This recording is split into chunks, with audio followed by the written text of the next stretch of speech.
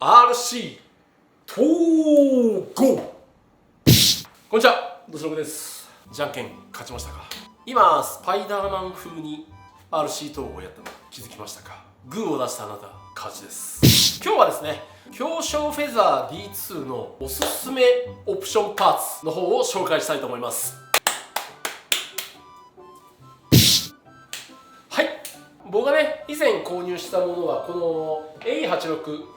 豆腐屋仕様の86になるんですけれども、実は僕欲しいものがありまして、最近また京商さんから出たもう一個新しい 86MF ゴーストのカナタ・リビントンが乗っている86、めちゃくちゃかっこいいんですよ。今はねまだセットでしか出てないんですけれども、今後ボディの方も発売されると思うんで、そちらの方が出たら僕もね買います。今日早速なんですけれども、京商フェザー、このマシン買ったよっていう風で、本当にボディとかはめちゃくちゃかっこいいんですけれども、実際走ってみてね、もう少し上手に走れないかなって思ってるあなたにおすすめのパーツを紹介します。じゃあどのパーツが一番効果的なのかっていうと、一番はこちらのねサーボとジャイロをそのドリフト用のものに変えてもらう効果が一番あります。この今ついてるものはレーブ D の RSST プロとレボックスがついているので、この2つでもう3万円を超えてしまうんですけれども、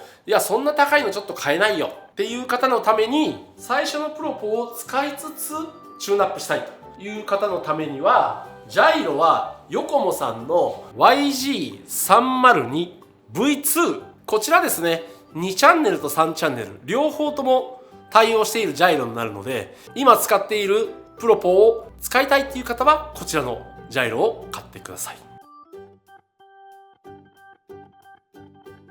こちらもヨコモさんのねジャイロ302の V4 というじ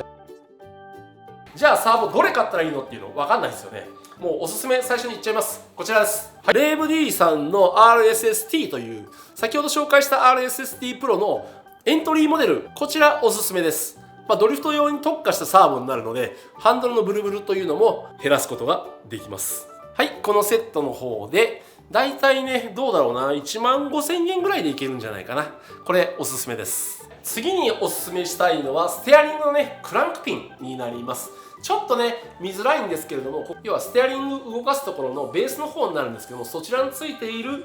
ステアリングクランクピン、税抜き1200円になるんですけど、そちらをつけてもらうとステアリングのねフラフラだったのがもう少しパシッとしますんで、そうするとフロントの接地感を感じやすくなります。その次におすすめなのがアルミのナックルです。ナックルをアルミに変えることによってフロントの合成がかなり上がります。そうすることによってよりシャープなねドリフトを実現できます。あとですね、こちらのサーボホーンですよ。これですね、通常がね最初が 17mm がついてるんですけれども、このオプションになると17から 21mm まで長さが変えれます。で実際ここのねサーボホーンからクランクにつながるこのリンケージですよね、ここの部分が入るこの穴がちっちゃいので、ここが長いものを使ってもらうとちょっと逃げるようにね、うまいことこの中に入っていくようになります。あと番外編として競争だけじゃなくって、実際にドリフトのサーキットに来る方に結構おすすめしているパーツがあるんですけども、こちらになります。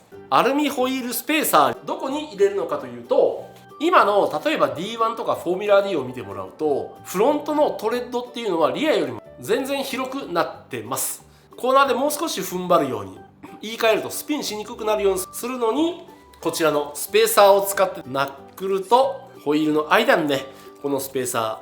ーをかますと、フロントのトレッドが簡単に広げることができます。そうすることによってね操作感がマイルドになってコントロールしやすくなります。いろいろねチューンアップすることはできるので、少しずつ予算に合わせてチューンアップの方を楽しんでいきましょう。あとね、このシャーシちょっといろいろ試してみてなかなかいいんじゃないかっていうふうに思います。特にこのフロント周りの剛性っていうのが高くて、もう今タイロットだとかサーボのリンケージとかも全部硬いものに変えたんですけれども、そうすることによってねフロントが本当にシャキッとするので振り返しも速くなりますし、ゾーンとかクリップを狙いやすくなります。最後に冷凍バナナチェック。冷凍バナナチェックをやる前にね、冷凍バナナっていうのはね本当に硬くてカチンカチンに凍らすと釘が打てるというコマーシャルが昔あったので、僕もね昔カナダのねウィスラーっていう場所に行ったことがあるんですけど、スキー場になるんですけどね、そこでいろんな現地の人にね、君たちはバナナで釘を打つのかなっていう風にいろんな女の子に聞いてたら、もう日本人はいい加減にしてくれと、みんな私たちにバナナで釘を打つのかと聞いてくると、もうたくさんだっていうんでちょっとね怒られちゃいましたね。じゃあ冷凍バナナチェックやっていきます。